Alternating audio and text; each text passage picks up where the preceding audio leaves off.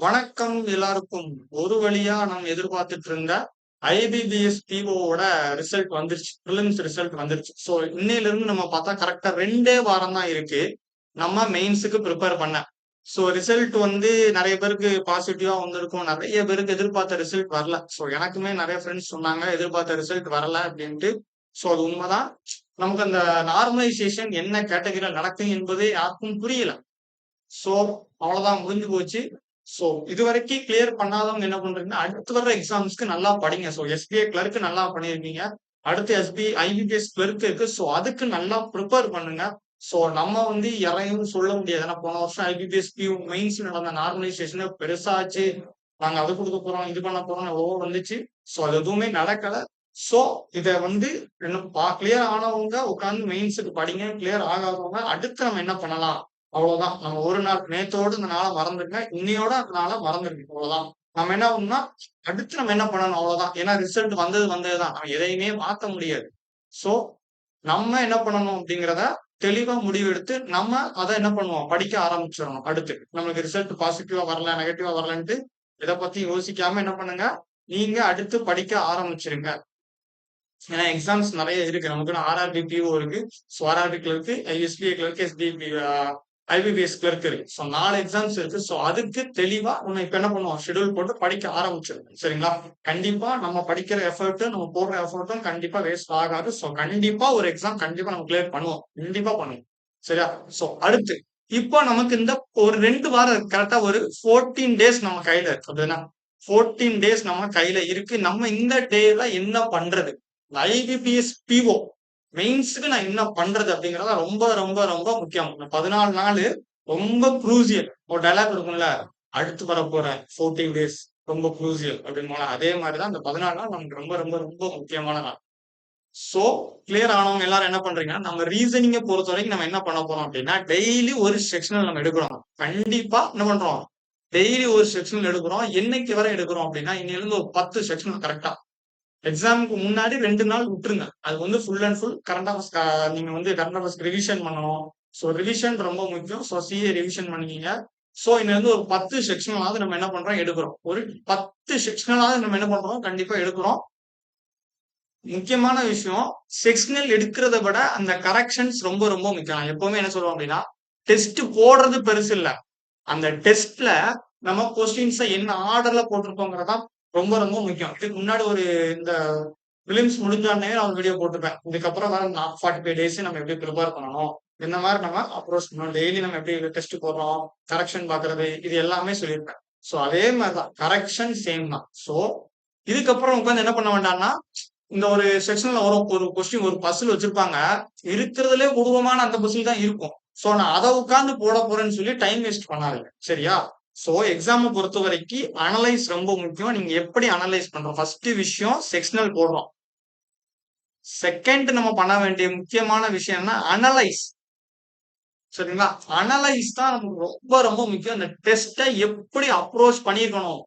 இந்த டெஸ்ட்ல இப்ப நமக்கு 60 மார்க்ஸ் கொஸ்டின். சரி 60 மார்க் நமக்கு கொஸ்டின்னா மேக்சிமம் ரீசனிங்ல நீங்க எடுக்கக்கூடிய மார்க் 30 மார்க்ஸ் அப்படின்னா மினிமம் நீங்க எடுக்கக்கூடிய மார்க்ஸ் வந்து ஒரு 15 மார்க்ஸ் அப்படின்னா சரிங்களா?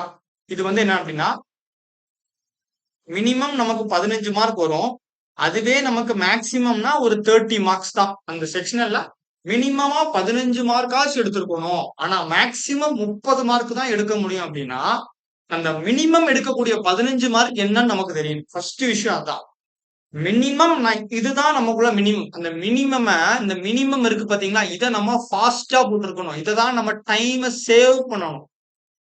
இந்த மினிமம் எல்லாரும் எடுக்கக்கூடிய அந்த 15 மார்க்க நம்ம வேகமா போட்டு டைமை சேவ் பண்ணி வச்சுக்கணும். அதுக்கு அடுத்து இருக்க டைம்ல தான் நம்ம அடுத்து இருக்க 15 மார்க்ஸ் அதான அதுலதான் நமக்கு மேக்சிமம் மார்க்ஸை நம்ம கவர் பண்ண முடியும்.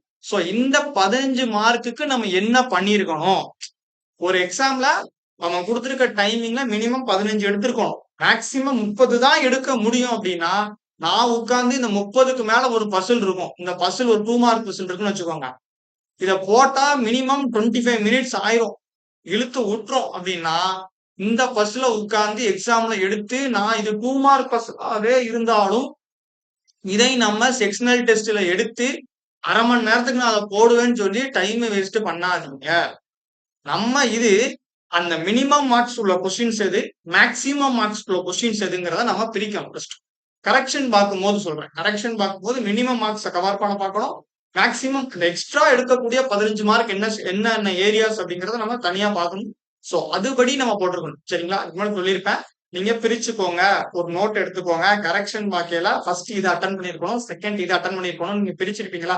சோ அந்த வகையில நம்ம பிரிச்சிருந்தோம்னா இப்ப எடுக்கிற 10 செக்ஷனல் மார்க்லயே நம்ம மேக்ஸிமம் மார்க் ஸ்கோர் பண்ணலாம். இந்த 45 நாளைக்கு இந்த 30 டேஸ்க்கு நான் என்ன சொல்லியிருப்பேன் அப்படின்னா, நீங்க கரெக்ஷன் பார்க்கும்போது ஒரு நோட் எடுத்து ஃபர்ஸ்ட் நான் அட்டன் பண்ண வேண்டிய கொஸ்டின் இது, செகண்டா நான் அட்டன் பண்ண கொஸ்டின் இது அப்படின்னு சொல்லி நீங்க பிரிச்சிருந்தீங்க அப்படின்னா, இப்போ நம்ம கரெக்டா அந்த அனலைஸ நம்ம கவர் பண்ணியிருந்தோம் அப்படின்னா, இப்ப எடுக்கிற 10 டெஸ்ட்லயுமே உங்களோட மார்க் வந்து மேக்ஸிமம் மார்க்ஸா தான் இருக்கும். சரிங்களா? இப்போ நம்ம 95% மேல நமக்கு என்ன வரணும், அந்த டெஸ்ட்ல மார்க்ஸ் நம்ம ஸ்கோர் பண்ற மாதிரி நம்ம கண்டிப்பா வந்துரும். ஏன்னா நமக்கு கொஸ்டின் ஆர்டர் தான் முக்கியம். எல்லாருக்குமே நல்லா பண்ண தெரிஞ்சவங்க ரீசனிங் நல்லாவே பண்ணுவாங்க.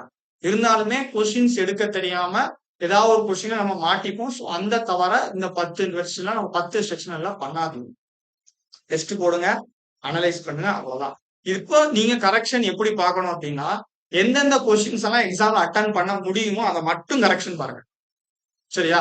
எந்தெந்த எக்ஸாம் கொஸ்டின்ஸ் எல்லாம் எக்ஸாம்ல அட்டன் பண்ண முடியும், அதாவது நம்மளால இவ்வளவுதான் முடியும் அப்படின்னு சொல்லி நீங்க உங்களை கம்மி பண்ணிக்காதீங்க. நான் என்ன சொல்றேன்னா, அந்த கொஸ்டின் வந்து அட்டன் பண்ணிருப்பாங்கல்ல, அது வரைக்கும் பாருங்க.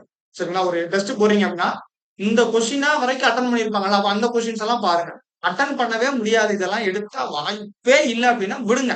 அதுல உட்கார்ந்து நீ 2 மணி நேரம் அந்த பஸ்ல உட்கார்ந்து அதை கரெக்ஷன் பார்த்து அதுக்கப்புறம் அதை பண்ணி அதை நீங்க அனலைஸ் பண்ணி அதை நம்ம எக்ஸாம்ல போடணும்னா முடியாது எக்ஸாம்ல. சோ நம்ம எக்ஸாம் அட்டன் பண்ணவும் மாட்டோம். சோ இப்போ எக்ஸாமுக்கு என்ன தேவை அப்படிங்கிறத கரெக்டா கவர் பண்ணி, சரிங்களா? அண்ட் தென் கிரிட்டிக்கல் ரீசனிங் ரொம்ப ரொம்ப முக்கியம். அப்ப சொல்றதுதான் இப்பவும் சொல்றேன். ரொம்ப ரொம்ப முக்கியமான விஷயம் கிரிட்டிக்கல் ரீசனிங் ஏரியாங்க. கிரிட்டிக்கல் ரீசனிங் நமக்கு எப்படி பார்த்தாலும் ஒரு 6ல இருந்து 8 கொஸ்டின் நமக்கு கண்டிப்பா இருக்கும். கிரிட்டிக்கல் ரீசனிங் 8 கொஸ்டின், 6ல இருந்து 8 கொஸ்டின் வரைக்கும் இருக்கும். சோ மார்க்ஸ செம்மையா இன்க்ரீஸ் பண்ணிடுவோம். ஃபாஸ்ட் ஆன்சர் போட்டு போயிருவாங்க ஒரு கொஸ்டினுக்கு. சோ கிரிட்டிக்கல் ரீசனிங் ஏரியாவும் கவர் பண்ணுங்க. மினிமம் மேக்ஸிமம் மார்க்ஸ் இதை டிஃபரன்ஷியேட் பண்ணி படிங்க. டெஸ்ட் முக்கியம், அதே மாதிரி கரெக்ஷனும் ரொம்ப முக்கியம். டைம் ரொம்ப அதிகமா இருக்கும். இந்த கொஸ்டின் எக்ஸாம்ல தொடவே மாட்டேன் அப்படின்னா அந்த கொஸ்டின்ல டைம் ஸ்பெண்ட் பண்ண வேண்டாம், அவ்வளவுதான் நான் சொல்லுவேன். கரெக்ஷன் பாக்குறேன்ட்டு அந்த கொஸ்டினை உட்காந்து நீங்க என்ன பண்ண வேண்டாம், டைமை வந்து வேஸ்ட் பண்ணாதீங்க.